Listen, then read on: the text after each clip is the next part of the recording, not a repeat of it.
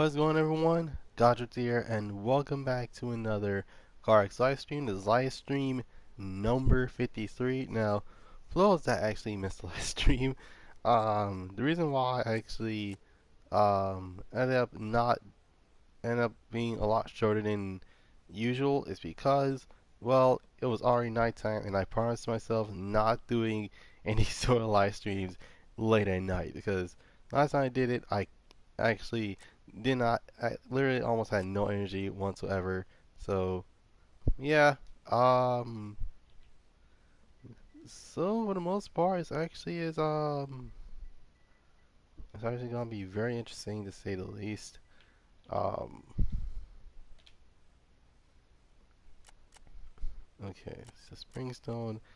Two things on. Clipping points is on. Collisions and voting is on. Time attack, night mode, and passwords are off. All right. So basically, what I'm gonna be doing is that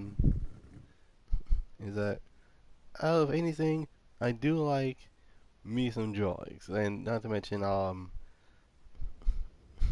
it comes to drawings, pretty sure it's one of two things: either like it's really cool, or really interesting.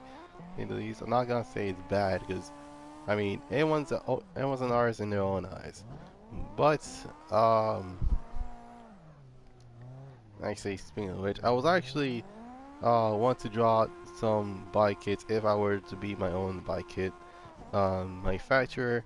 And then I looked at the bottom and I saw Gran Turismo Sport is getting a GR86. Now, for those who do not know, that's the newest 86 from Toyota, and um,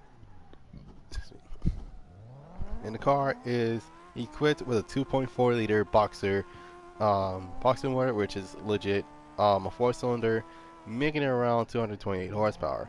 Now, this is a big question: um, is that what level of upgrades are we about to get? Because if anything, um, the last two 86s, basically the original that came with that was in the game from day one, and then the A6 GT, which was around I forgot what update it was, but oh no, wait, no, actually I remember now. The A6 GT Limited was along with the M3 and I forgot what the other car, I forgot what other car it was, but I know it's like the A6 GT was like the newer facelift them all, and now we're getting the GR86, which they finally added another car to the game. Um, so around July 8th, I may or may not. Um, let's see. If I remember correctly, today's the 5th. Tuesday 6th. Wednesday 7th. Thursday. Do expect a. Do expect to go into a live stream. For this car only. So. Um. There's that. Um. But yeah, I actually am interested to see how fast the GR86 is compared to the last generation, because last generation had a 2-liter Boxer 4, which only made around 200 horsepower, and not to mention, along with that, if you try boosting it, it comes with a lot of problems. Um, I mean, if you guys had not watched TJ Hunt's videos for at least when in that moment where he actually has to um, replace the motor, then um, just watch it. You probably will see why the BRZ and A6 actually had engine problems. But the GR86, yeah, I do like the way it looks, it kind of reminds me of a Honda Accord Coupe, which is one of my favorite looking coupes of the 2014 of the early 2010s. Um, it still has that vibe where it's like, okay, it's still a beginning it's still a beginner sports car, and not to mention beginner friendly. So yeah, it's like a competition of a Miata, and as long as it's not a 20-year-old Honda Civic, then not Honda Civic, 20-year-old S2000, and you should be fine. Speaking of new cars, CRR2 actually added a couple new cars on their own. Um, so we may or may not getting another update where there are going to be 3 more vehicles for console. Hopefully they add those cars soon, or they're gonna add them all together. Because uh, so far, I do like the Flash. I do like the Glamorous XZ. The Solstice, on the other hand, it can use some work, but hey, what can you do about it? Um, but yeah. So the vehicles they added a third gen Viper, which is actually pretty cool because, well, obviously since well, Orca Lightning. What else? Um, the second vehicle is a Honda NSX, which I was legit surprised that they added.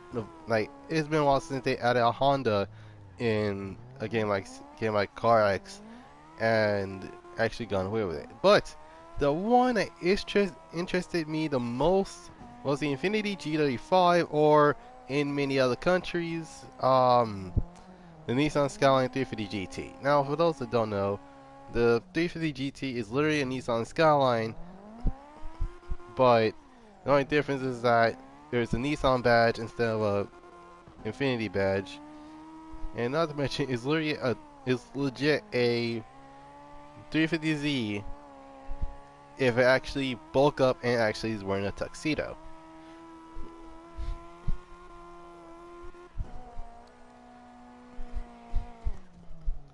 And along with that, they gone ahead and like, oh, you want Itasha wraps?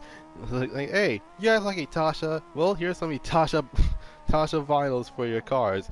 And even though they're actually pretty solid for what it is, um, pretty sure no one's gonna know who those characters are unless you have to make your own.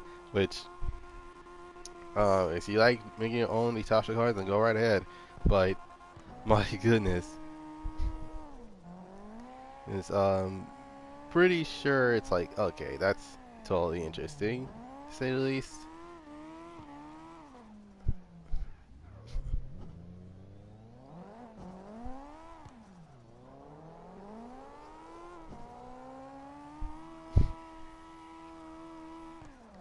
Um,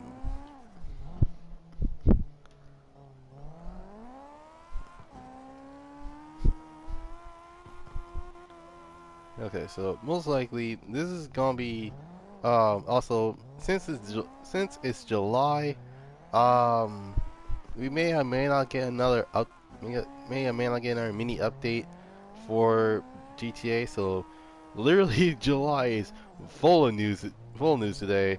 Um,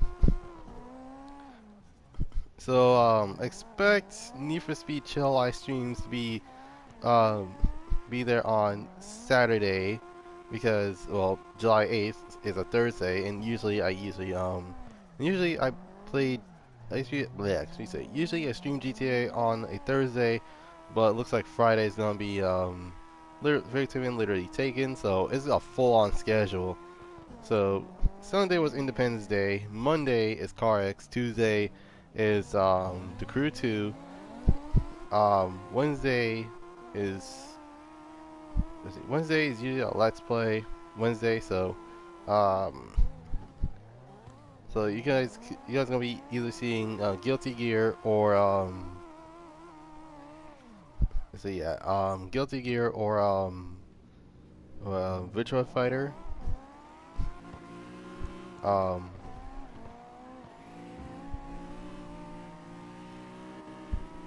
let's see. Thursday is gonna be the new update for Gran Turismo Sport. Hopefully they fix a couple of things in terms of casual online. I'm going to test it out before I stream. So,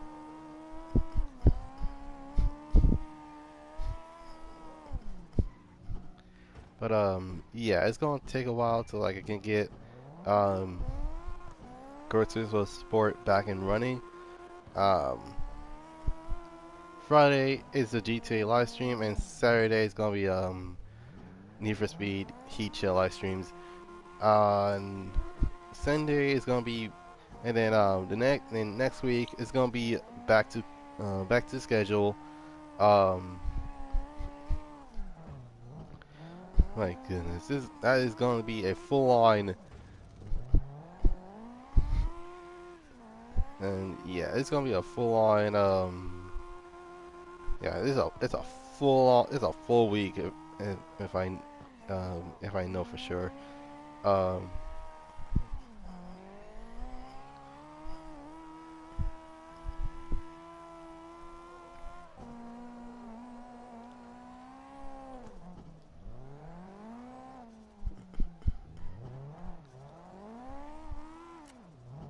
what in the world? Hold on. Where's everyone else at? Okay. This Supra is like, someone challenge me, please. Oh my goodness. Oh, excuse me.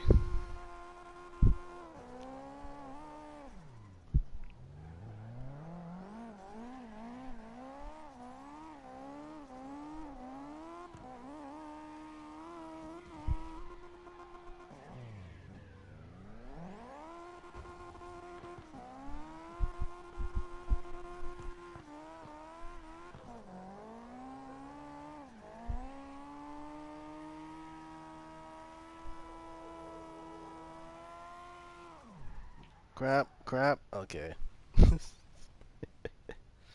Oh my goodness. Okay.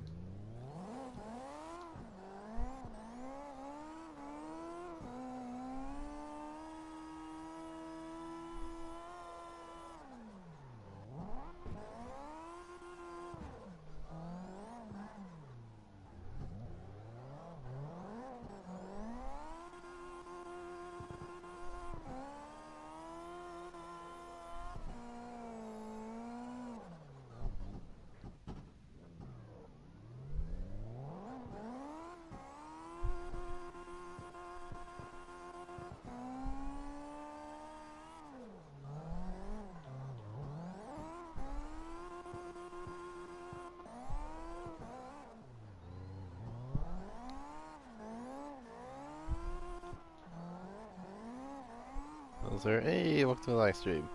Um,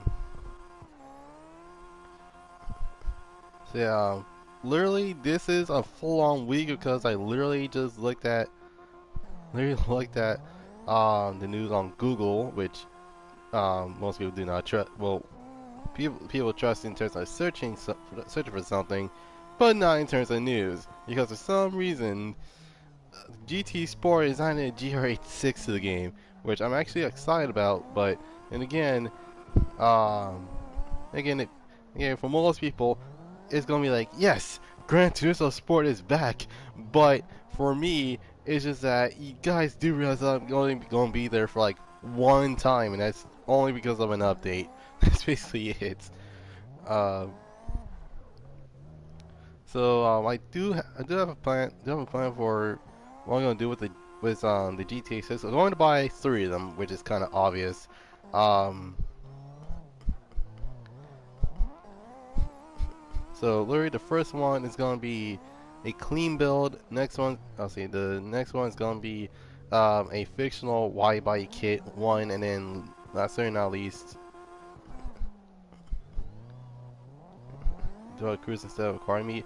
I usually do car shows. That's my whole shtick. I usually do car shows, not car meets.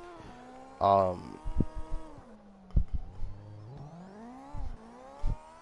the reason why, and heck, I have a cruising lobby. That's basically it. And not to mention, a lot of people are I say not a lot of people, but most people that actually had been a subscriber for a while may or may not be like, wait, Goddrifter is returning to GT Sport? What? This is man, but but don't do that to a cruise lobby. Uh, I mean, I do have a cruising lobby like saved, but then again, the only there's a reason why I don't do cruising lobbies, and that is because of some people just do not know how to drive. Like, dead serious. Like, one time I did, like, it was legit. One time I did a cruising lobby, and it was ruined because one guy likes to literally just cut people off for no reason, and it's like, what the heck are you doing? Like, at least use your turning signals, which, keep in mind, it's in the game. And I'm over here, I'm like, God, like, dude, just use your turning signals. Like, it's not that hard. Ugh.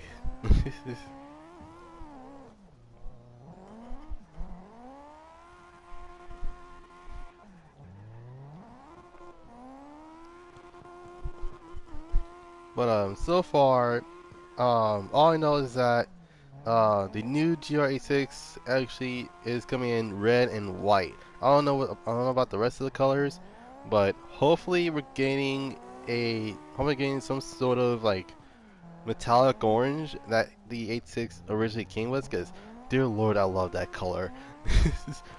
Of all the colors that I like on the 86s, it's usually either orange, red, or white. Blue, I usually find that on BRZs, and then in terms of like dark colors like black or gray, so you usually see them on FRSs. But um, yeah, GR6 actually looks good. I might actually buy at least 3 of these. Um,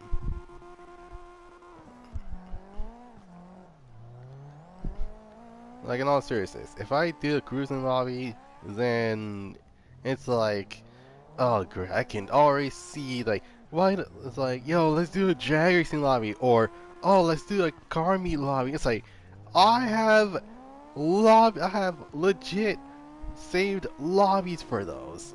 like come on guys. Like you already gave me the host enough a hard time as it is. Like you didn't realize how actually it's like, man, that legit just hurt my feelings. How dare you? This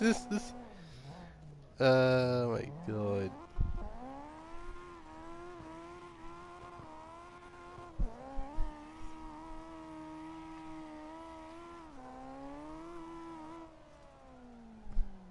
Hmm.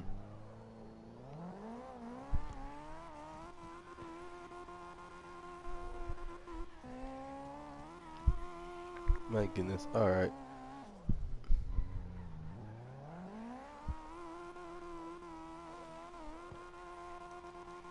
Okay, I may or may not need to actually change my car. Because even though I like my S15, um,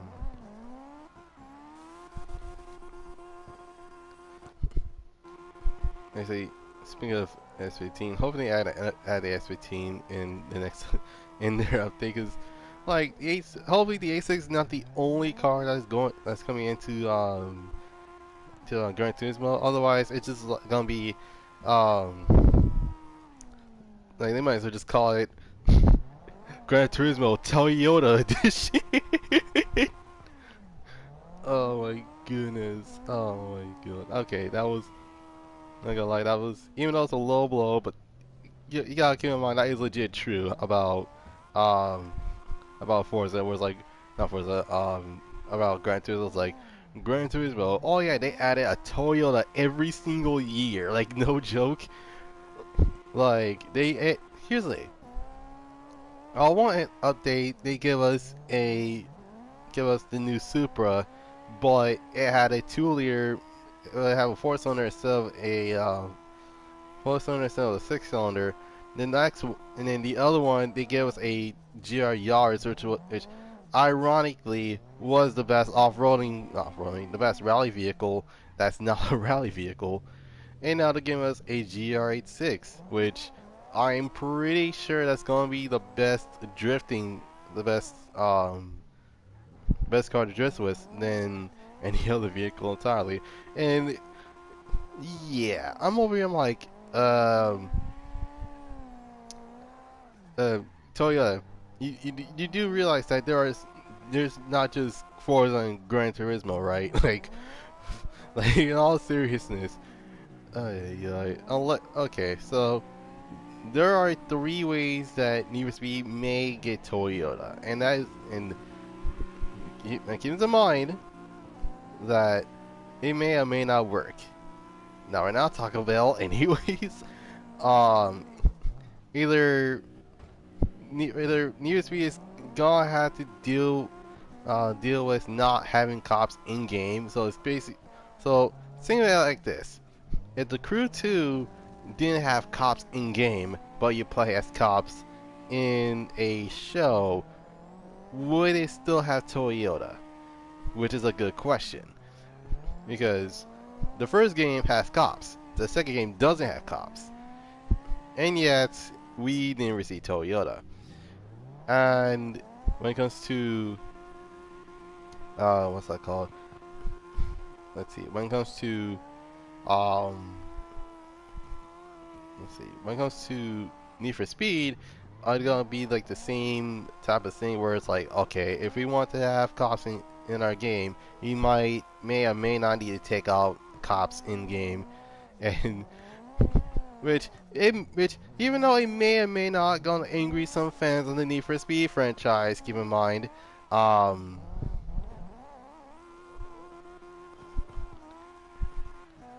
it's gonna be one of two things.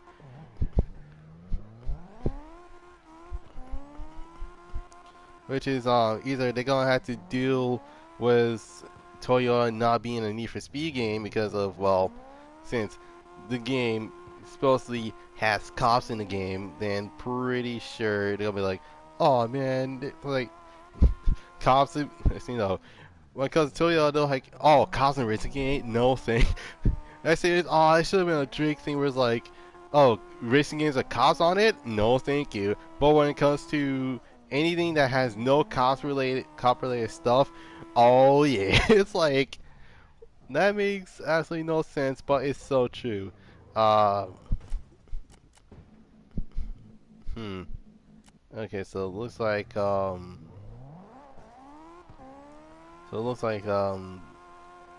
see. What was I say? Oh yeah, it looks like the Arc Center is just chilling there. Um, shoot.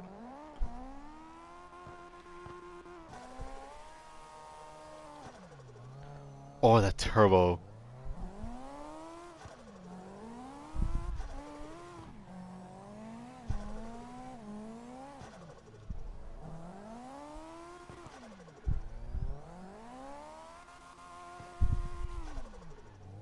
Oh, oh my goodness, the turbo.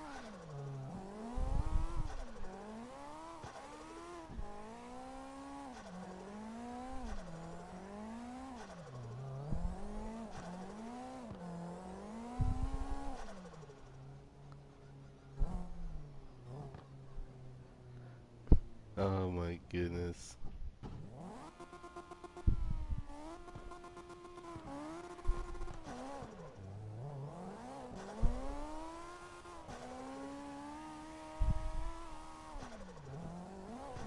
Oh, the turbo flutter. Oh my goodness.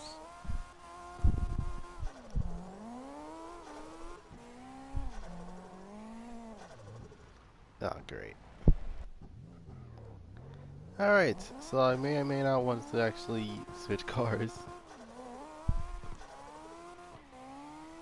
S15 has legit the best sounding turbo. I don't even hear any of the turbos yet because I never use hood cam, but my goodness, is it not satisfying to hear a turbo flutter from an S15?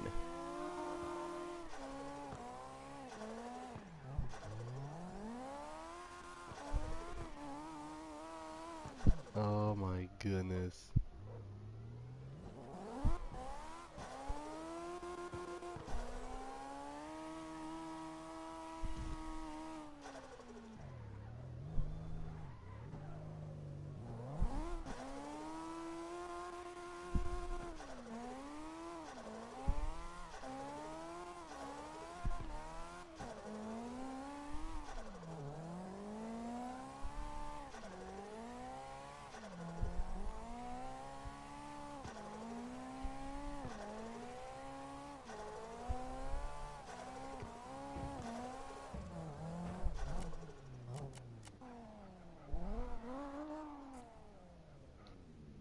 The heck's going on here?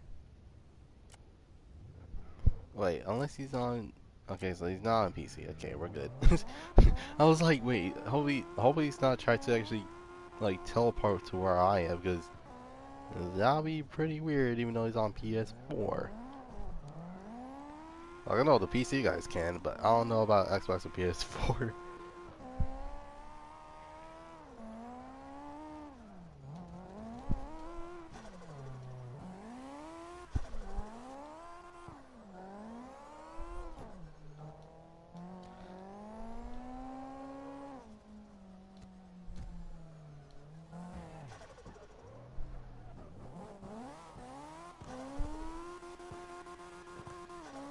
Oh, goodness.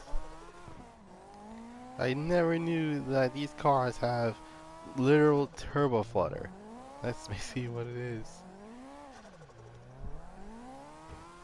Oh my goodness. Alright, so this. So yeah, it's like two things. You can either have. You have to take out the cops, or like, well, legit make it like needs to be Pro Street and just have like legal street racing. Well, it's like street racing but legal, or you have to like had to forget about Toyota and like for the most part, it's gonna be like the Crew 2, and heck, even though the Crew 2 has no Toyota, people still buy the game, and it's because there are other legendary tuner icons. For example, you got the Eclipse, got the Yazoo GT, you got the Evo, you got the S2000, the RX-8, the RX-7 FC, the RX-7 FD, the Nissan 370Z, the 240Z. Well, it was a 1970 model, so it has to be a 240Z. You got the D70Z Nismo, you got the Nissan GTR, you got the Nissan R34 GTR. Like there are so many icons that like there's like a lot to count. And heck, there's even a Civic, a Civic. Well, it's not our Civic, it's the Euro version of the Honda Civic, but it's fine.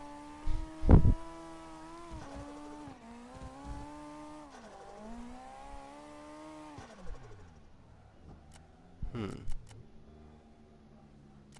Oh, what the heck?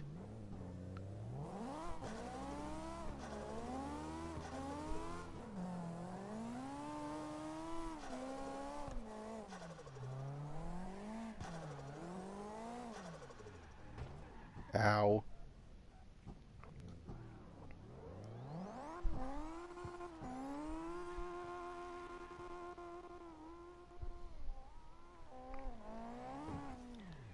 Ay, ay. Okay, that was weird how my car flips for some reason. Ay, ay, ay.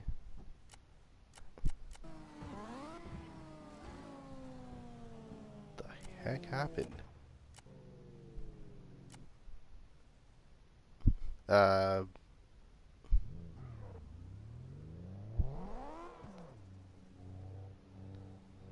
you guys good? Like, what in the world?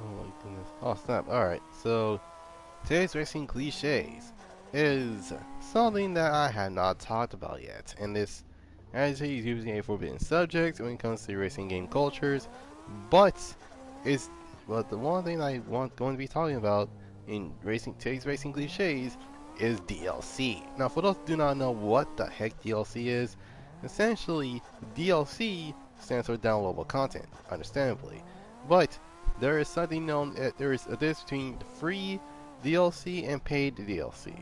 Now, for example, let's take Need for Speed Heat for example. Um, so in the Black Market update, they give us two new cars. One of them is free DLC. You only have to pay $5 for. Um, the one that is free was the Aston Martin DB11 Volante, which is a convertible version of the DB11, which, keep in mind, that's like my favorite looking convertible in the entire game. And then there's a second vehicle, and it is the McLaren F1, which is a paid uh, paid DLC. And oh my goodness, you wondering how stupid fast that car is? Well, it makes sense. The car was the fastest car around the 1990s. Well, it wasn't until the Bugatti was actually the Bugatti Veyron actually beat it by more than a couple of, well, not a couple of thousand, but more like like at least around, I think it was around 250 something miles an hour, I can't remember. And then the Super Sport was made faster.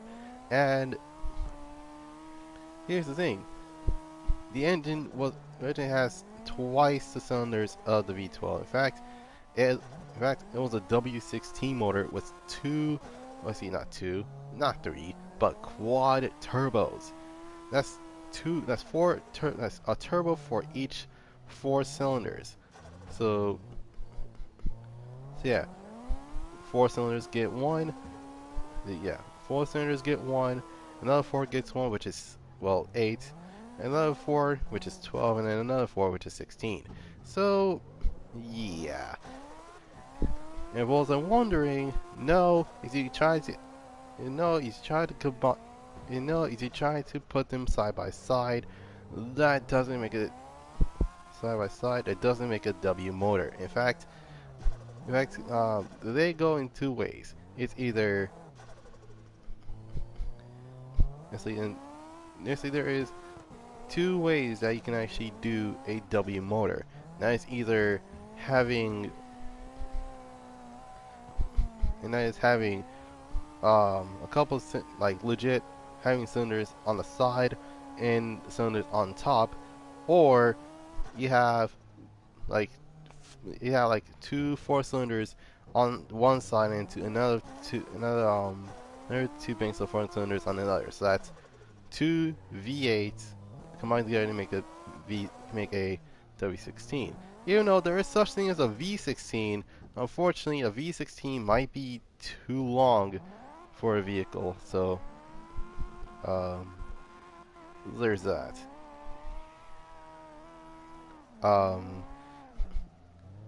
Wait, no, actually, I suppose you're talking about DLC. Anyways, now there are some good examples and there are some bad examples. For example,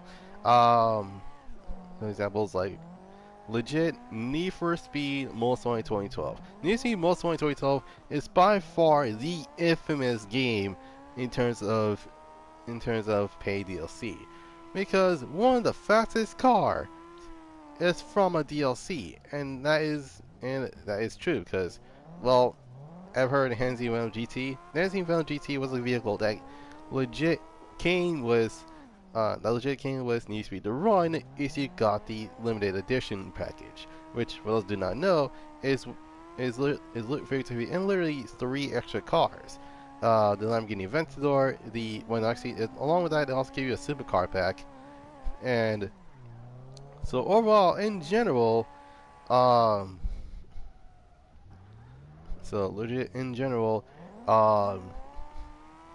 let's see, it was 7 cars. Wait, no, it was 10. I think 10 cars in total. Totaling around 13 cars. One sports car, one muscle car, and then the rest are legit supercars. Oh, excuse me.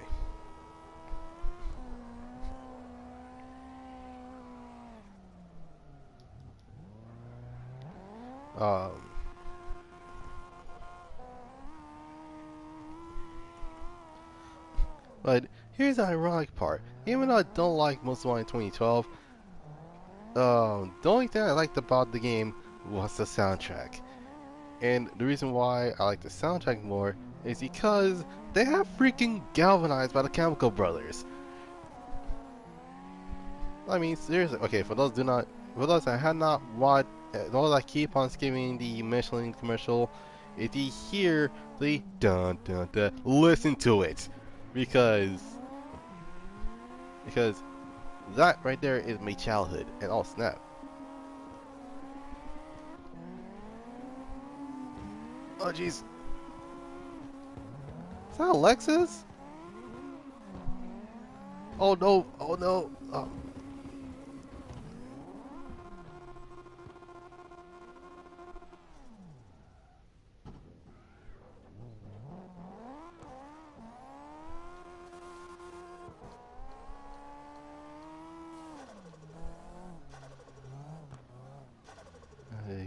Yeah, I need to switch cars. Um,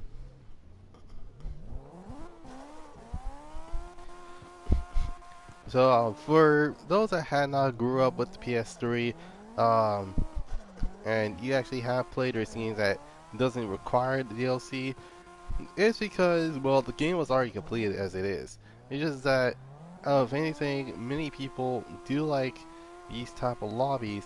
It was the fact that most people are literally the ones that actually most people are actually the ones that actually give us most of these things entirely. So yeah, here's an example of games with no DLC. Juice 2, well, Juice 2 being one of them. And for those who do not know, the car already had a complete car list. Now, if they were willing to actually add more cars, they would add. Let's see. Here's the now. There's gonna be here's the when it comes to that game specifically, if there was gonna be DLC, it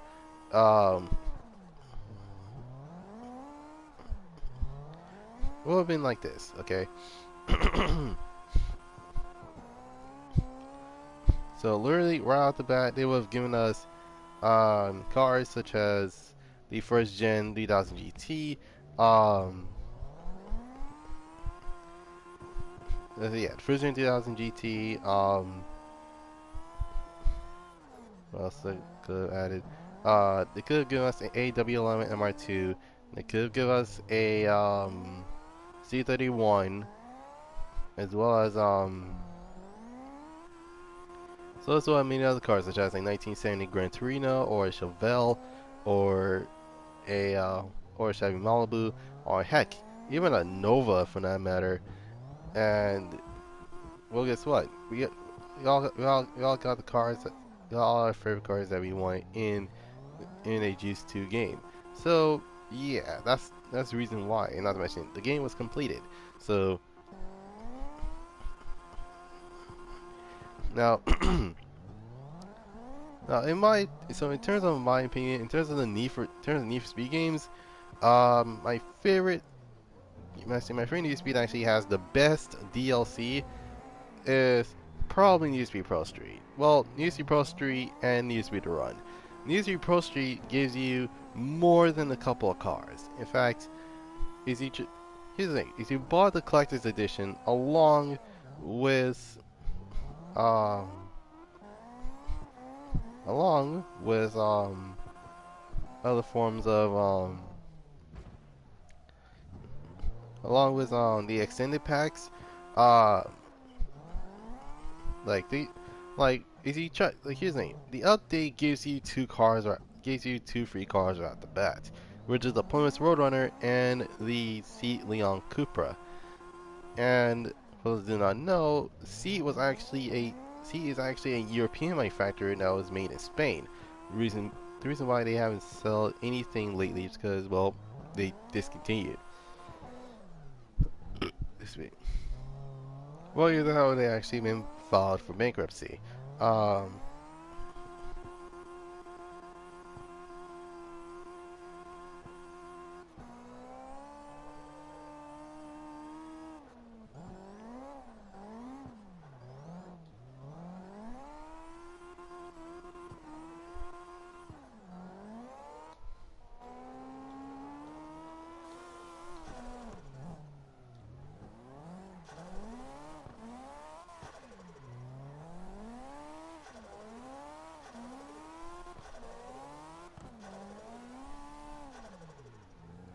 Oh my goodness.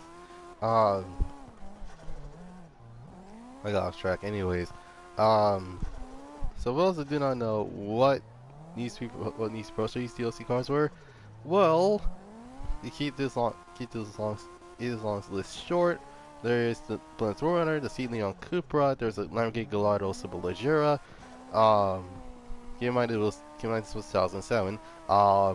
There's Honda S2000, there is a couple of Porsches, um, there's an Aston Martin DB9, there's an Aston Martin DBR9, which is by far the most overpowered grip car in the entire game. And I meant that literally. Um, and then there are two ridiculously, well, there's also kind of a CCX, a Audi R8, and there's still more. And also, and it's not to be counting the Bugatti Veyron 16.4, which is legit the, oh jeez, my bad, which is the most overpowered, um, and I can't even say this, the most overpowered speed overpowered speed challenge car and most overpowered drag car in the, well, drag car that doesn't do wheelies in the entire game. And the Pontiac Solstice, oh dear lord, if you have the collector's edition and you got the Solstice, you are gone, like no joke. Like trust me, I tried it, alright. And keep in mind, the Solstice, even though it's hard to control, my goodness, is how satisfying it is to actually beat a bunch of muscle cars with a Pontiac Solstice. Oh my goodness. But anyways, Needs to Be on the Cover actually has a couple of DLCs as well. For example, they gave us the Boss Car DLC. They gave us I forgot what other DLC they actually give us, but all I know is that um pretty sure they give us like they give us plenty of DLC, I know that for sure. But here's the thing. The Classic Edition actually has some cards that were missing from the main game. For example, they give us the Challenger SRT, not Challenger SRT, they gave us a Challenger concept, they give us a CCX, they give us a, I think it was a BMW Z4, if I remember correctly.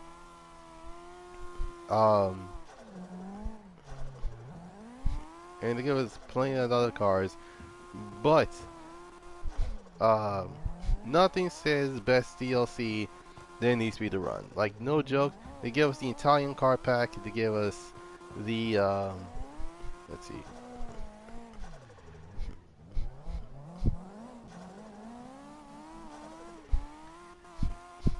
Let's see if anything.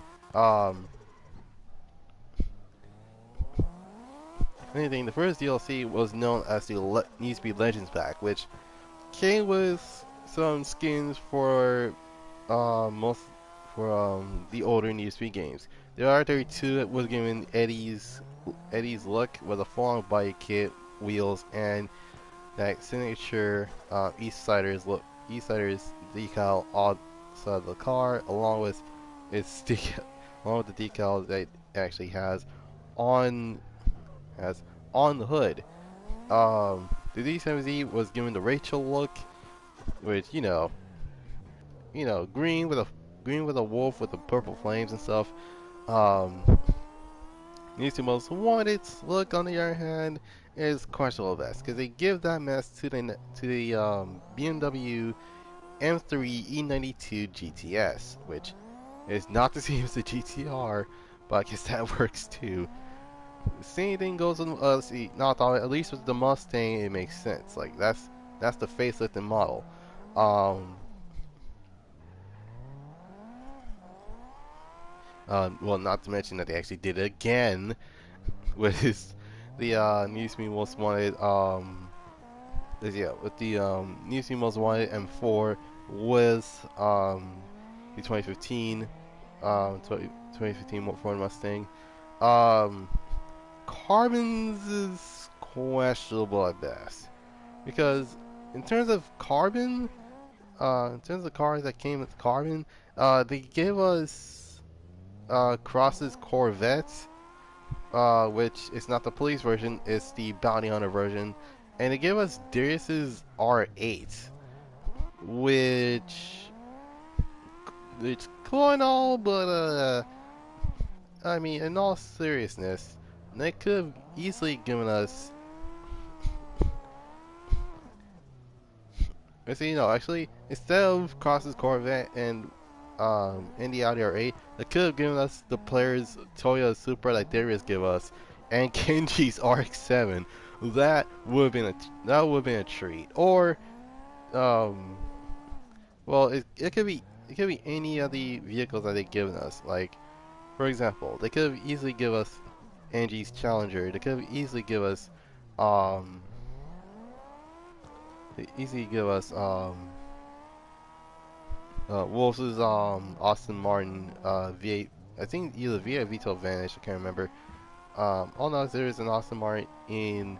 Wait, no, actually it's the I believe the V8 Vantage because there's no DB9 in the game, and I was actually quite curious about that. Um,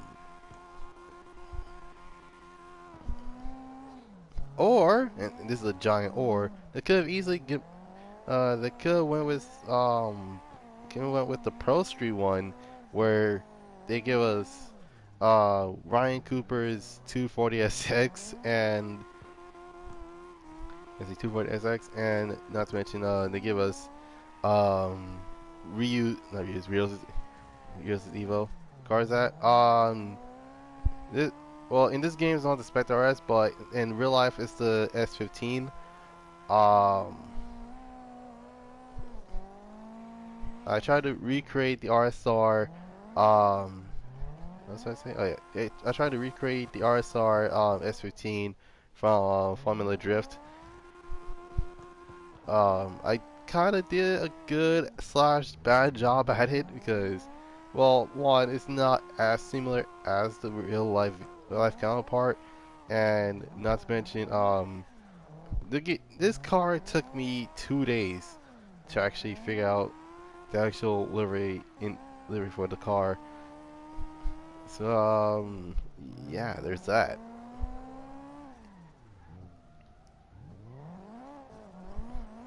And not to mention, there are many versions of this car, and let's just say that I try to go for the most recent one, which actually has, well, has that look over look on the car. The only thing I messed up on is the taillights. The taillights are its original taillights. The taillights looks like it came from Top Secret. Um, I might have to change that a little bit later. Alright, I must have just switched cars because. Ay, ay. Uh, okay, I got off topic. Um, Now, if you don't want to hear me rambling about me talking about DLC, then mute the video and the outtakes done when I'm done talking about the topic. Um, I'm gonna continue on. So anyway, so there are some good DLC, and there are some bad DLC, and there are plenty of bad DLCs when it comes to racing games. For example, I do believe, if I remember correctly, not Fortune Island, I believe it's called Storm Island on Forza Horizon 2 was the least bought one. And the reason why I say this is because, well, I rarely see gameplay of it. Like, the only time is like, okay, so this dude just give us Storm Island, and what do they do with it? Well, they try the first race, and that's about it. Like, I'm over here, I'm like, okay, I don't normally see Storm Island often, and I'm like, is it not popular or anything? Because I'm actually confused.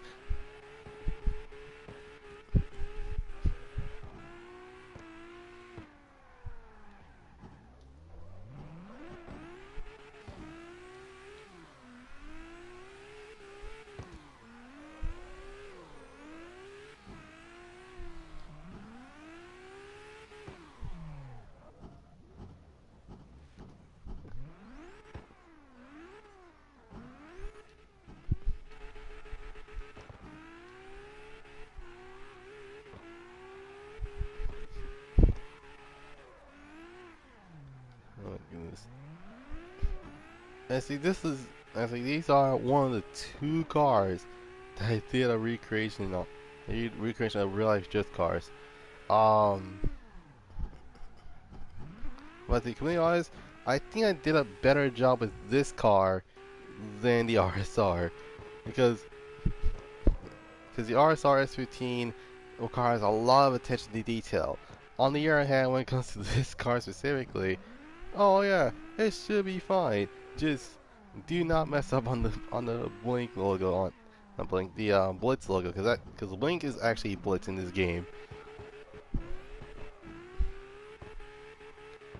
Like I just wish to have Blitz threes in this game. Then I'll be like, you know what, this is fine. I'm gonna be rocking those for the rest of this game's time. Um,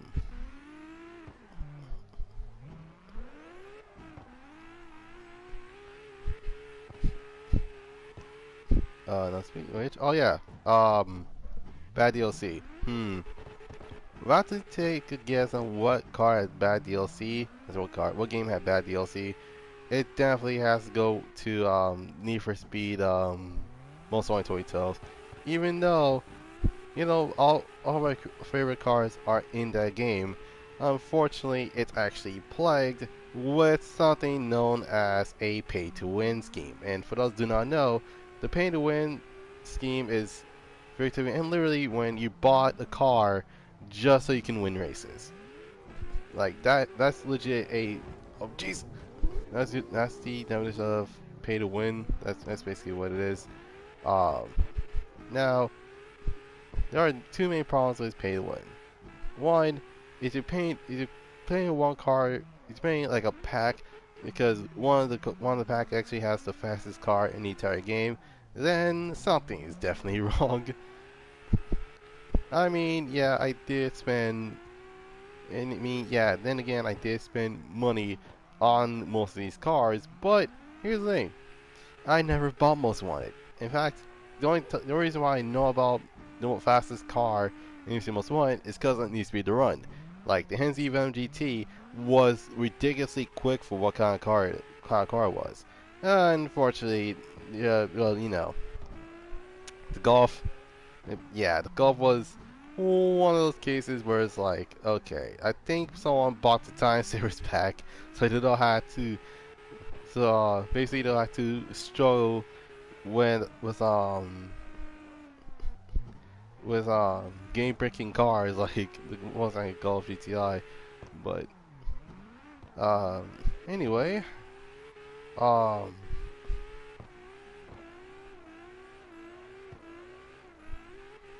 So there are pros and cons of DLCs. The pros is that you're adding additional content, which most people may or may not like, and they don't like it. They don't have to buy it, and well, for the most part, you end up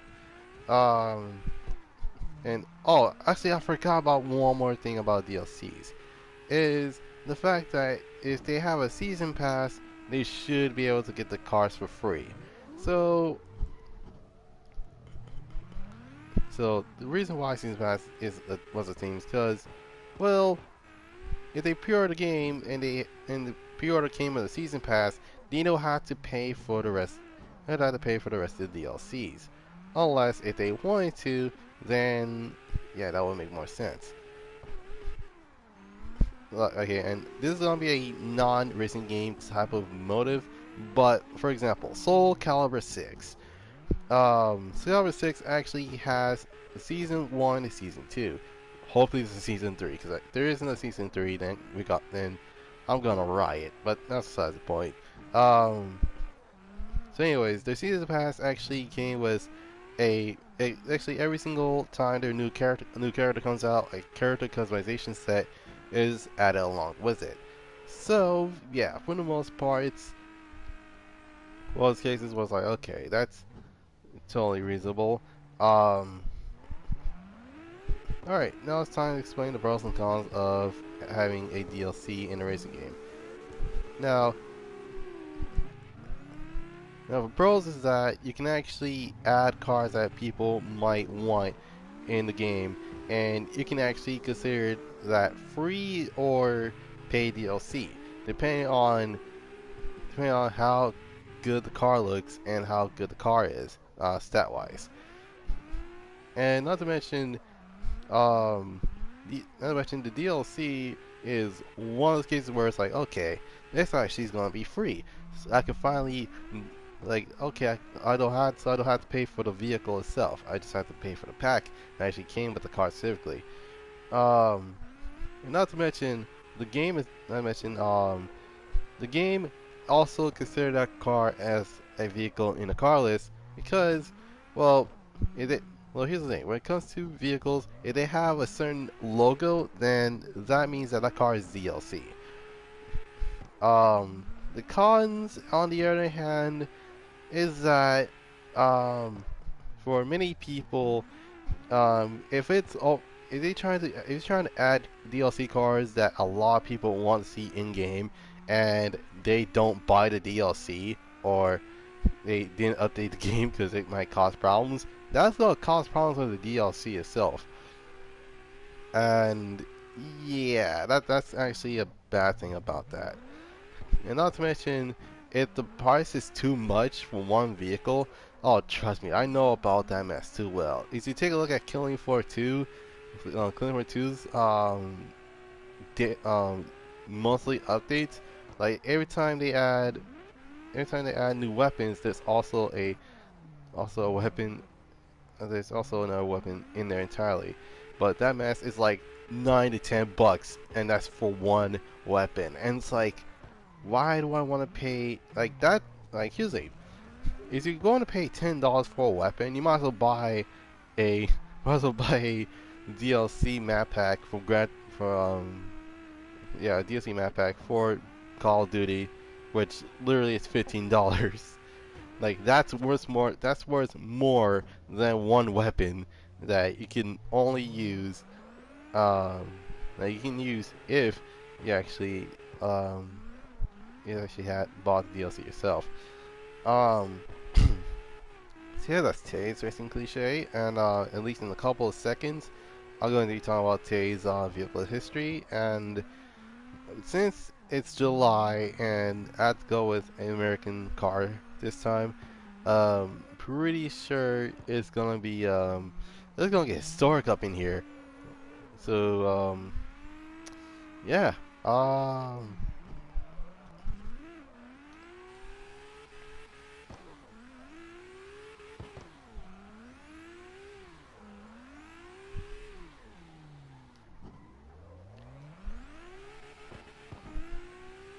Jesus Christ, all right.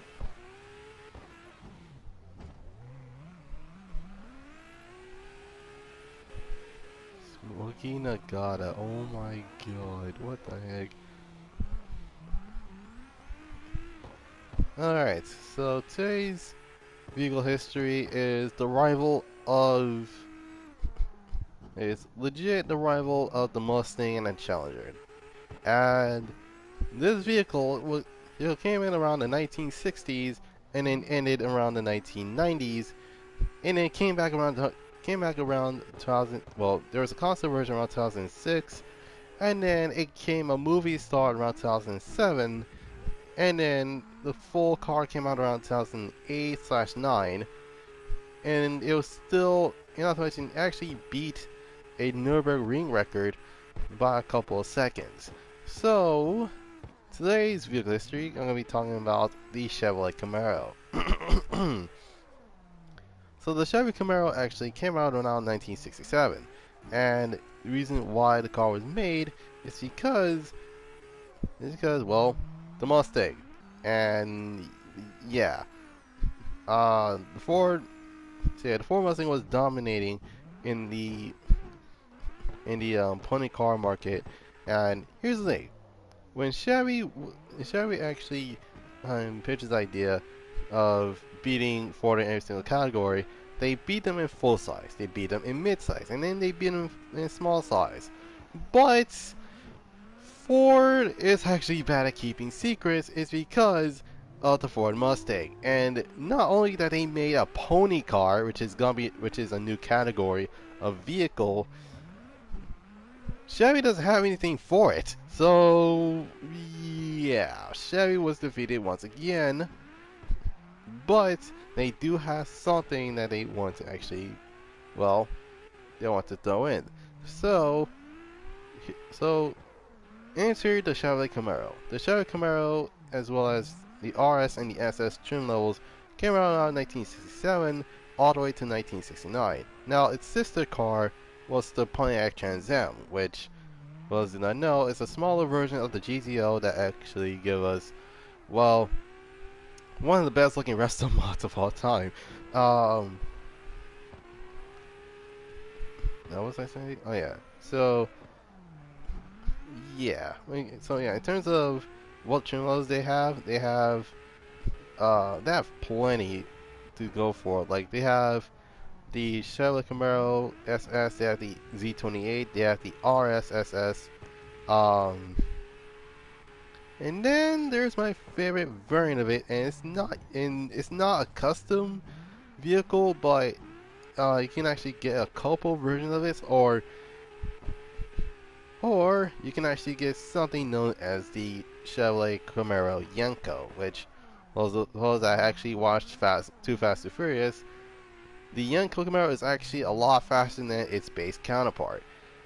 Uh, Basically saying that the vehicle itself actually give us more than a lot of stuff to act, no, more than a lot of stuff, more than um, they give us more than plenty of stuff to actually go around with, and yeah, actually they hit pretty well. All right, enter the 1970s. So the 1970s, they gave the Camaro a legit second generation. See, they gave the Camaro a second generation, which actually sold pretty well. The 1970 to 72 specifically. And those are some really good-looking cars. And even though, well, and yeah, unfortunately, due to the fact that the 70s was the moment where the gas crisis happened, and for those that do not know, what the heck happened to gas crisis? Well, due to a certain war, you see, due to a certain civil war, unfortunately, we were forced. I think the U.S. forced. Well, I see, yeah, I can't speak today. The United States was forced to actually make emissions for cars that doesn't drink up a lot of gas. So that literally means like, so not only limit the horsepower, but they limited um, but they actually limited on how many liters, and not to mention, um, they went from covers to fuel ejection, and actually went to, and it had actually doubled down, doubled down. Let's see, they legit lowered horsepower, the horsepower of the Camaro, which actually just makes it kind of, which makes things a bit worse, but that's besides the point.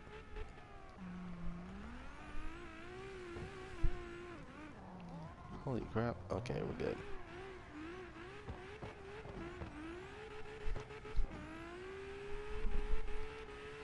Okay. Hmm. Okay.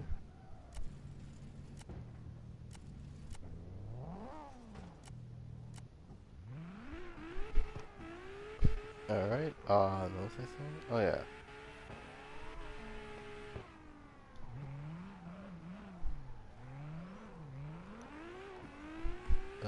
Oh, I don't remember now. So yeah, 1970s.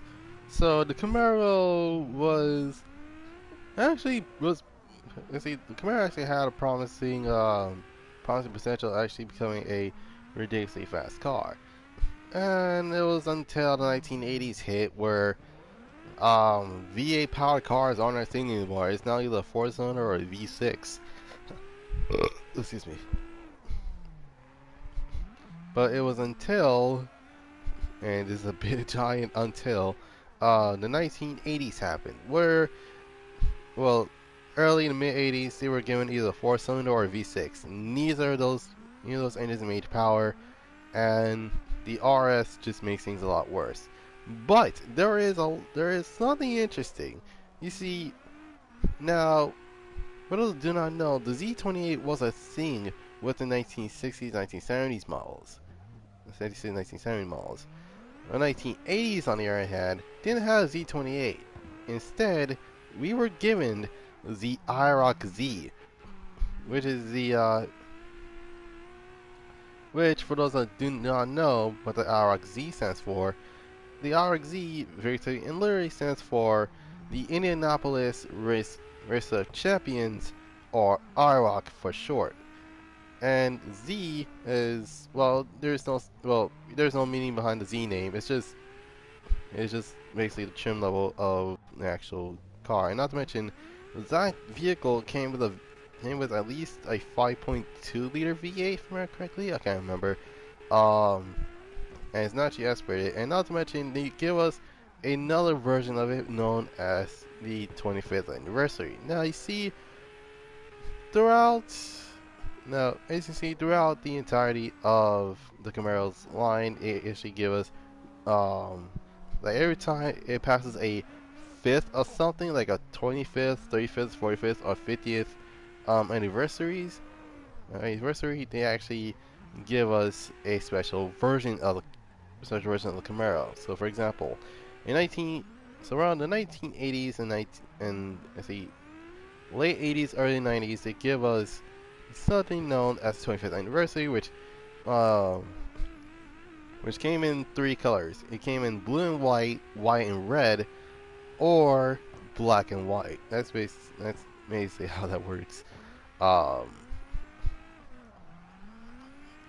and along with that, there is usually a 25th anniversary logo on the side of the Camaro. So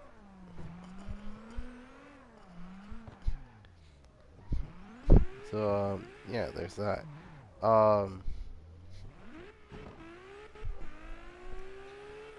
Alright, so it's time for the 1990s, and yeah, for those that are wondering, what about the Mustang? The Mustang was upping it every single time. So literally, 1980s had the Fox. The 1960s, 67 still was in this first generation of Mustangs lineup. Then in 1969 happened, and dear Lord, the Mustang changed from a 1965 coupe or hatch, depending on actually coupe or fastback, depending on which one you got, to this behemoth of a pony car that looked exactly like a muscle car. And the Camaro just stays a muscle. Well, it's still a pony car, but dear Lord, actually changed it as well. So yeah, the Mustang was being the absolute mess out of the Camaro. It was until, unfortunately, the 1990s actually happened, and the 1990s were weird things actually happened to the car. Right off the bat, if you actually had noticed, the Camaro actually has gone more bubbly, and or I say bubbly or roundish, and it's legit due to the fact that the car itself actually has gained has gained more pounds than we thought it did, and that not to mention the LS1 that actually came from the Camaro. Okay, it came from the Corvette. Actually made the car a lot more reliable, but unfortunately it didn't sell well, and not to mention due to the fact that the the car itself wasn't getting any love for their brand. They discontinued the Camaro, and we were in a decade one without a Camaro, or did it? You know, for those who do not know, the Chevy Camaro concept came around 2006, and it was used, and the car was used in a game known as the Street Carbon that actually gave us the Camaro concept. Now, it was one of the one of the three vehicles, well, one of four vehicles that cannot be customized. So you're wondering what the other three are? Well, one of them was Pagani Zonda, the other one was the CCX, and last but certainly not least,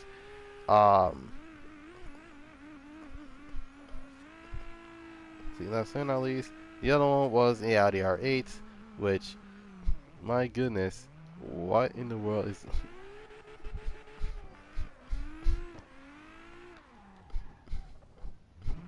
Well, not the R8. It was I forgot what car it was.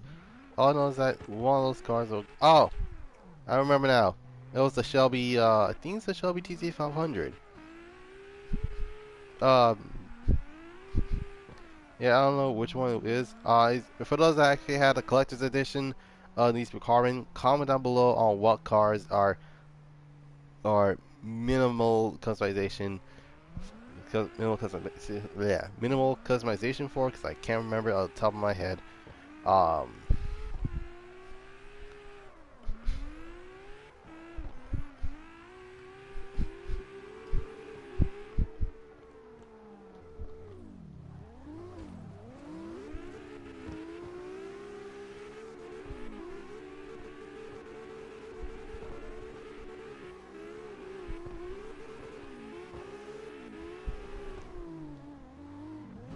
oh snap! I did not mean to do that. No, what was I saying? Oh yeah, oh Jesus, he's lagging the mess. He legit is lagging the mess out of me. Like, what in the world? Not lagging the mess out of me. Oh jeez.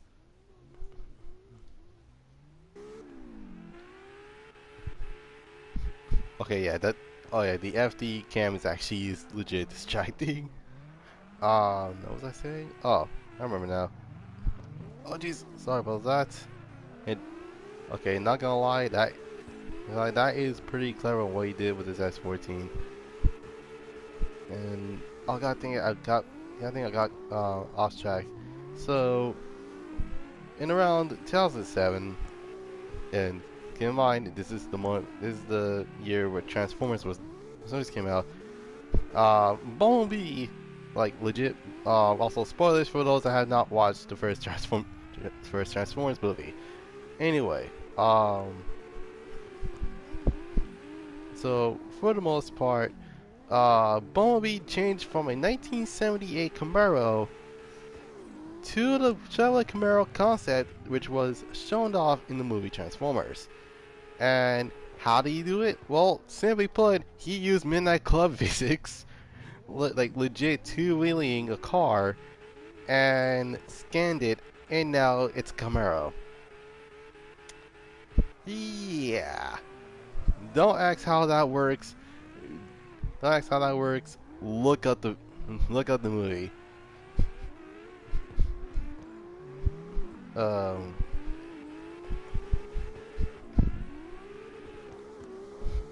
Oh jeez. What was I saying? Oh yeah. So now the Mustang is playing catch up with the Camaro, and the 5th gen actually came out around 2010. Wait, no, 2009. My mistake. But yeah, the vehicle itself came out in 2009, and dear Lord, how it looked at how. And you wondering how good that car looked? Well, not only the car was given a Z28 version, but it was given a Z01 version. Usually, when it comes to the Z01s, those cars are they're called. Let's see, here's the reason why it's called Z01 is because, dear Lord, the Z01 is their top trim level package, and if not that, then it's pretty much gonna be a full. And keep in mind, that thing is a full. Keep in mind, the ZL1 is a full-on track car for the streets. Like, no joke. Let's see, no joke. It was legit faster than the Mustang, and excuse me, it was legit faster than the Mustang. Then 2014 happened, and my goodness, whoever actually designed the Camaro for the 2014 model, give them a raise, because there's no seriousness. Who in the world decides, oh, let's just have the Camaro have full-on taillights and have the Camaro look as angry as possible? Oh, don't worry, they usually have something like that. Um, anyways,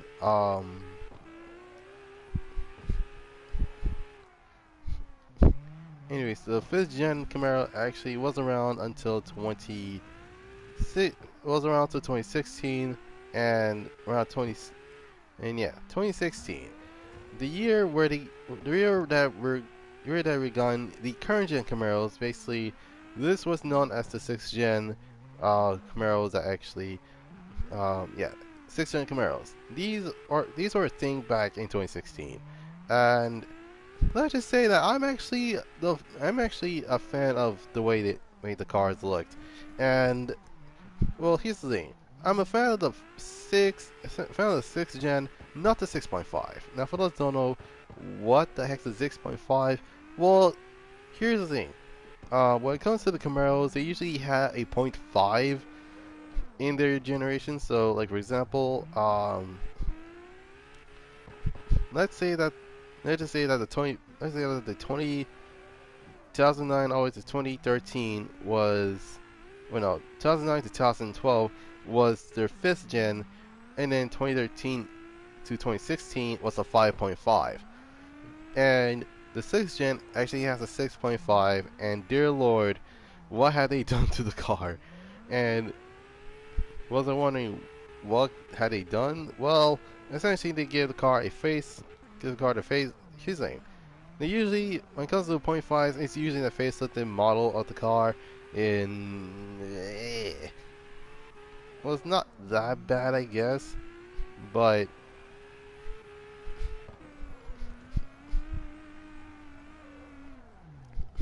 not that bad. But in any case, uh, the Camaro is one of those cases where it's like, okay, let's see what can we do with this car, and hopefully we get a 7th gen, or it's gonna be like a full-on repeat of the 4th gen, like they literally just discontinued that mess like right off the bat.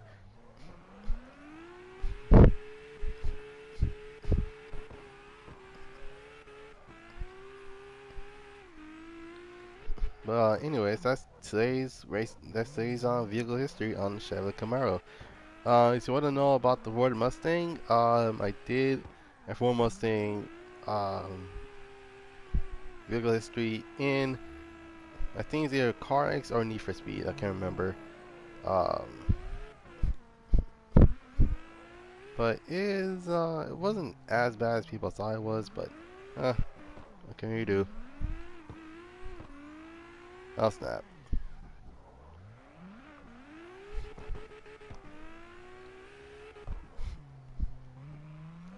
So I do believe in around 10 minutes, I'm gonna be talking about today's in a nutshell. If for those who do not know what in a nutshell is, I usually talk about childhood racing games I actually played as a kid, and keep in mind that legit, the first racing game I ever gotten was around 2007. So bear with me with this, bear with me on here, bear with me with this one here. Oh my goodness. Okay.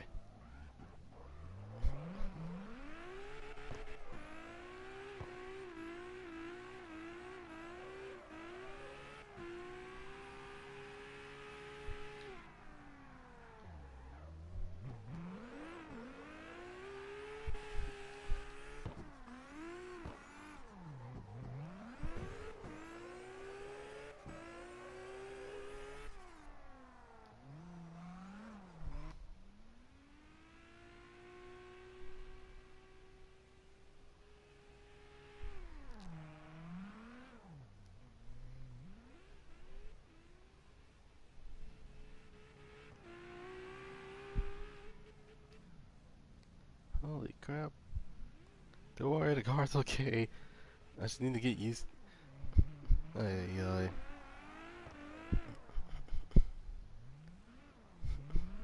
So I hope you guys have a really cool Independence Day. I sure didn't.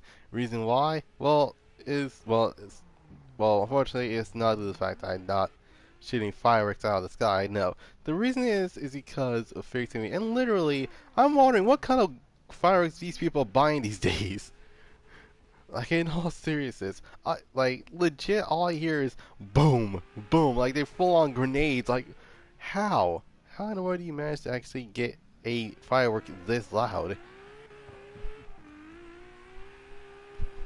Ay, ay. I'm like, are these like I know like from the moment that it's like okay, they totally. It's like yeah, it's totally not because it smells of gunpowder. No, it's full on. It's full on. Boom! I was like, God damn! It's like, in fact, they were so loud they keep on setting off car alarms, and it's like, holy crap! How do these people do it? Man, it was actually pretty funny too. And it's like, okay, let's say that many of us actually will consider buying fireworks in one way or another. But for those that want to know how, and for those that are wondering, are fireworks illegal? Just look it up on Google, and you'll find your answer there. But overall, um, it's gonna be it's gonna be one of those cases. Was like, okay, let's see what can we do with cars like this, not cars with fireworks like these. Okay, so the one that's still here is Smoggy Nagata, and he's doing the R35 GTR. More here with the R34 Blitz car. Um, all right, so 506 grand. That's not bad. Ay, ay, ay. All right, time for me to use a replica of a Hot Wheels car I actually had made since Fast and Tokyo Drift the game. Like no joke, this car. Um, Actually, you know what? Instead of the 350Z, I might go with the SC300. Oh snap, man! Before I do anything else, and there's a no, I didn't. Oh god, dang it! All right, hold on a moment. Let's see. Remember correctly. Um. Okay, that one's metallic. Oh, there we go. All right, basic. There we go. Metallic. All right. Um.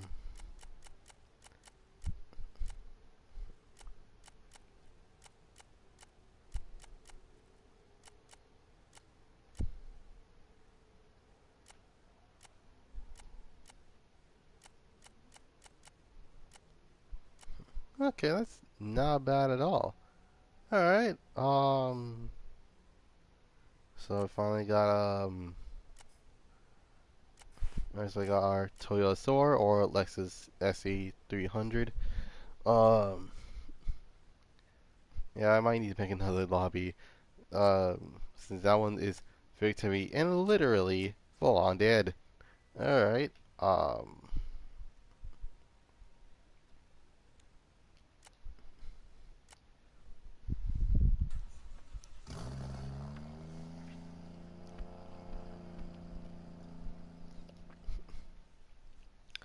Okay. Um.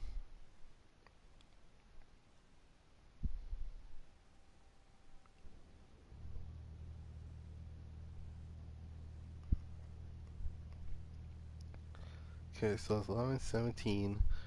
Um.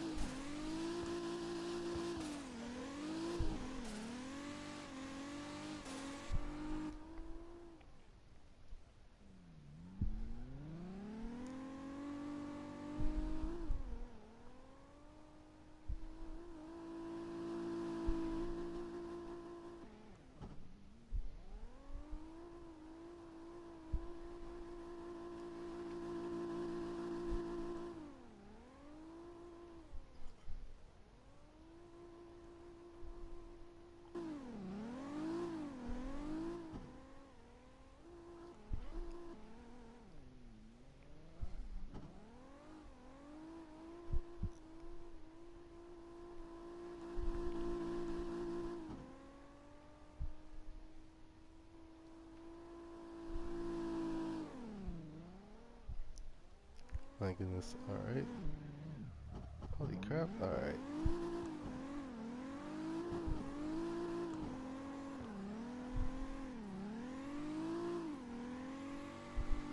Oh my goodness. Alright.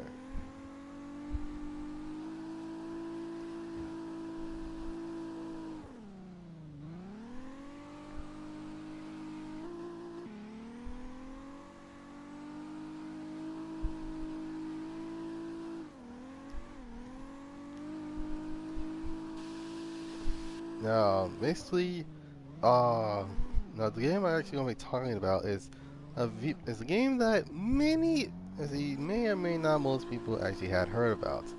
And guess what? It's a Hot Wheels game. So I wouldn't be surprised if many few know what kind of game I'm going to be talking about. So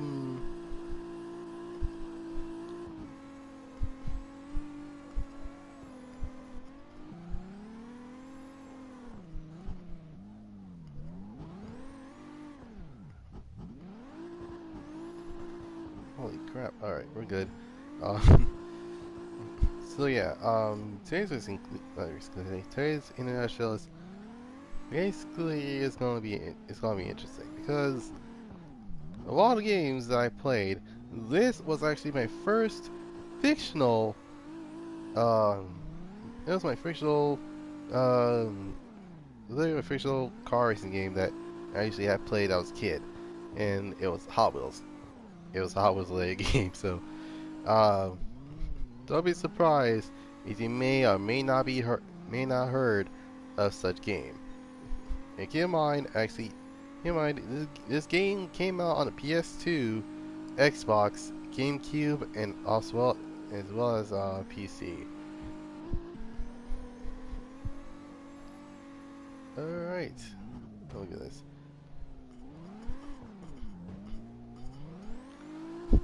And along with cheesy dialogue, and not to mention a couple of power-ups, and not to mention that cheesy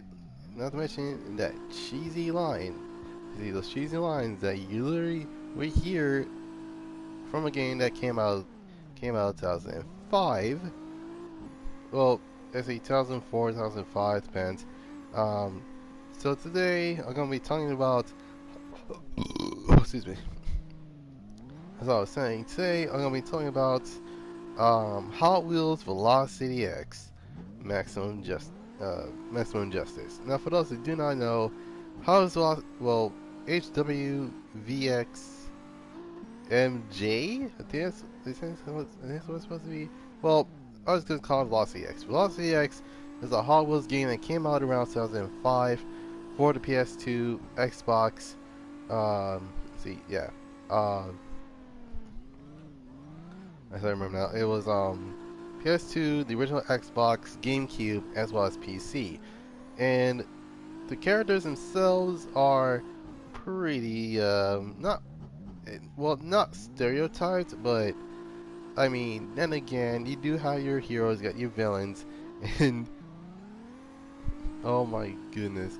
And I'm not gonna lie, did someone actually think having Diesel well, I'm not gonna judge, but the villain, well, a villain's a villain, and here's the thing: if you're gonna have a villain, at least have the villain have an evil-looking car like a Bone Shaker or something that looks like a villain car. But what's the villain's car? Well, you know, a prototype version of the prototype version that Dr. Justice actually created, and oh my goodness. How in the world how in the world does that even happen in the first place?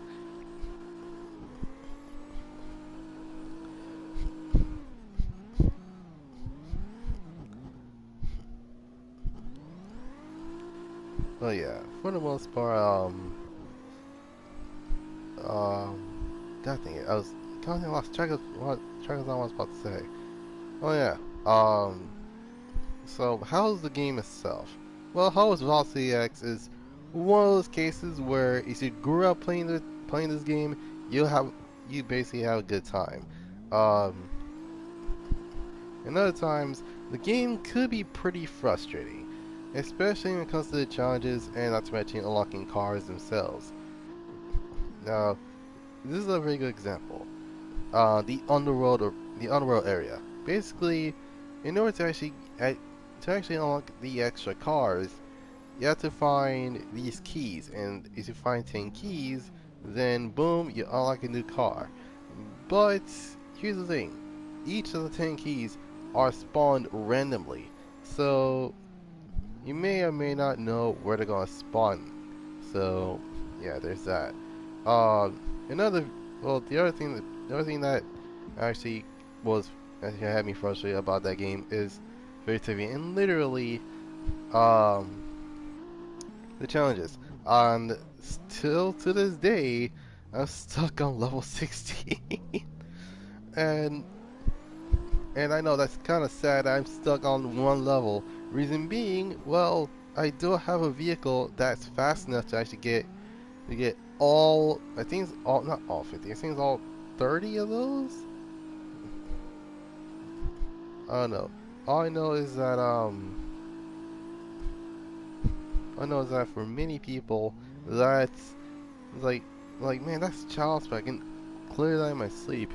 You don't realize long it actually how long it actually took, and to this day, I'm still stuck in level 16. Um,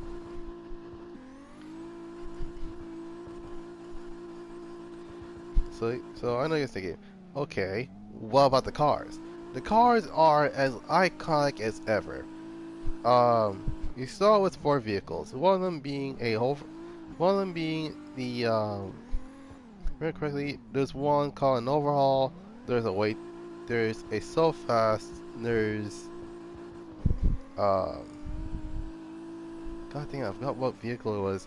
But it kind of reminded me of a truck of a. I remember it was it was a super truck. There's MST Suzuka. There's the super truck. A what's that called? God dang, I forgot what vehicle it was. Um, okay, there's so fast, and then it was I think it's called an overhaul, if I remember correctly.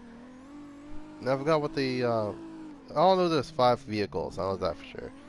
Um, and throughout the game, you actually unlock more vehicles, and the more vehicles you unlock, the more variety you actually get.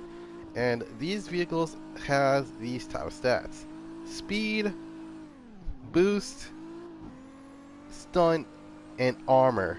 Oh, defense. My bad. So most likely, um,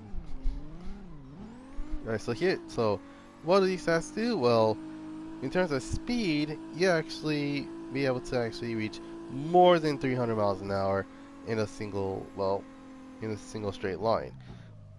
Excuse me. Um, the second one is boost. It depends on how powerful the boost is, and you end up going either lose a lot of not a lot of speed, lose a lot of like if it's either a short burst or full on, or you basically it's either gonna be full on NOS or your car just going out like a rocket. Yeah, that's basically how it is. Um, the third thing, the third stat is stunt, and it's basically how many. It depends, like legit, how many flips or how many barrels you can actually do in a single jump. And not saying not least, defense. And keep in mind, this defense thing is going to be important. And the defense is how how much damage did can the vehicle take. And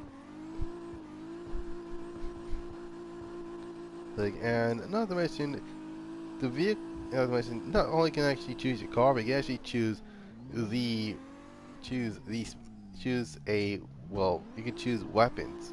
And for those who do not know, these weapons actually are refillable via stunt. So so for those who are wondering what my favorite weapons are, is The first one, let's see, my favorite is the magnet mine. Reason being is because you can launch a magnet to a vehicle and then it blows up. Self-explanatory. Um, least favorite. Now, for those who wondering what's my least favorite weapon in that game specifically, it has to be the oil drum. The oil drum doesn't do that much damage, and here's the thing. At least a lot of these do something. The oil drum is the most questionable weapon at best, and not to mention, um,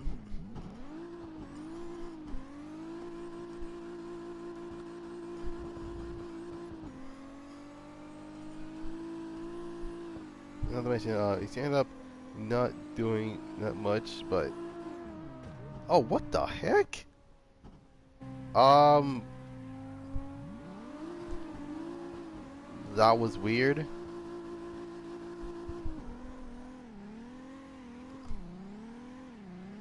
Um, I'm actually worried about. I'm worried about the 300ZX that legit just clipped into me for some reason. I think I was let me check let me train of thought. Um, so yeah. In terms of so yeah, for those those are wondering when in the world did I ever played a game like that. I was only 8 when I played that when I first played the game, and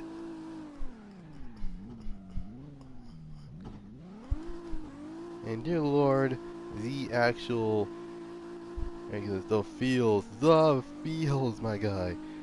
And not to mention, for those who are wondering what my favorite cars their in terms of their stats, favorite fastest car, let's see, favorite speeding car literally is known as the I think it's called a Jetstream, and that's what it's called. Um, and it's literally a rocket-powered vehicle. Um, favorite defense car, obviously, it has to go to DDR2. Reason being, because that car is so iconic. I'm wondering how I can. I'm still wondering how I can actually be able to make my own without, well, coming up. Well, not coming up, but how I'm supposed to have all the functions of the vehicle, and and not to mention trying to my best to get my car stolen. Um,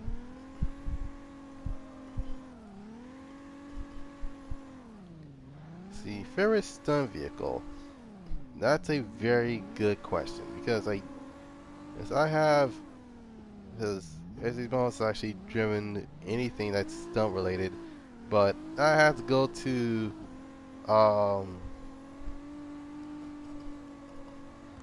sheesh, I think I had to go with the overhaul because that's actually is one of my favorite cars to actually do stunts with.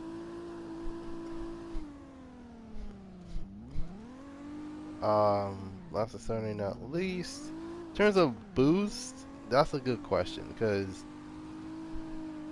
wait, no, actually I do remember now. Favorite boosting vehicle is the twin mill, and those four is basically by far my four favorite vehicles.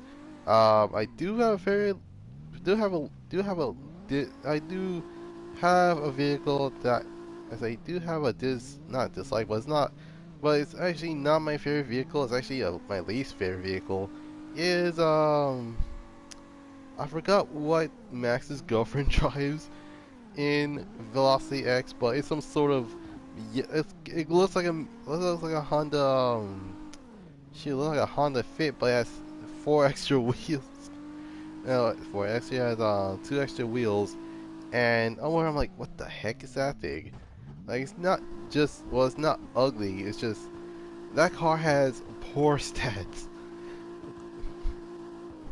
Like but it has barely any speed. The armor is not as good, and not to mention, the boosting's not good, and the stunt you can only do one flip.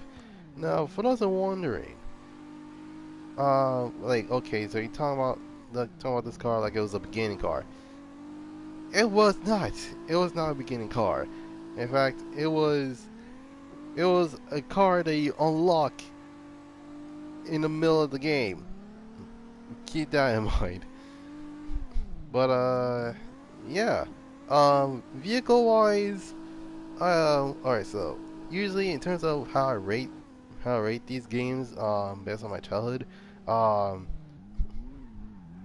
I'm doing this based off of the vehicles, the characters, story, and locations. So, and not to mention overall. So vehicles definitely 10 out of 10 due to the fact that it has a lot of diversity and they have many ways to unlock those cars in game. And not to mention they also tell you how to unlock the cars when you hover over them and you try and select them. Um, Characters, it's a 5 out of 10. I'm sorry, but it's a 5 out of 10 in my opinion. Um, Story, I see. This, the only thing that's bad about it is the characters. Story, I have to get that mess a 6 out of 10. Due to the fact that if it wasn't for the characters, it would have been higher. Um, Cheesy dialogue and all as well. Um, oh god dang it. There we go.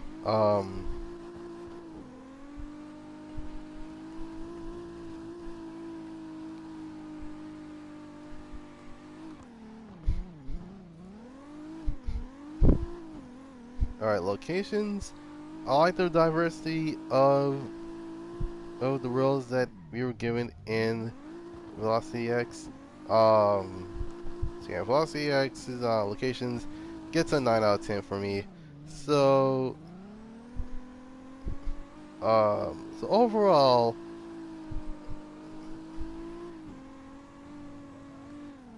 so that's a giant overall. So overall score. So most likely it's a 10 out of 10 at start, but you minus 5. That's 5. Um, is a plus 6. So that's 11. So that's 6, and 9 is 3. So if you divide 9 to 6, like 6, that doesn't make any sense. But overall, the game gets a well. Today's in a nutshell, Hollows Odyssey X gets a B plus.